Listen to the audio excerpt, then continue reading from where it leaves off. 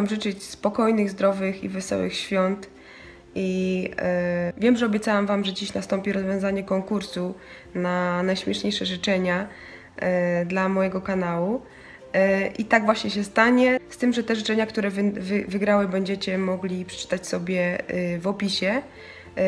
A dlaczego? Dlatego, że okazało się, że przysyłaliście naprawdę sporo i bardzo długich wierszyków i życzeń.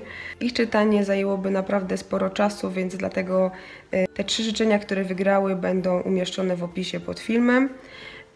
A ja jeszcze raz chciałabym Wam życzyć wesołych i spokojnych świąt, spełnienia marzeń. Miejcie marzenia, miejcie pasję, dążcie do ich realizowania.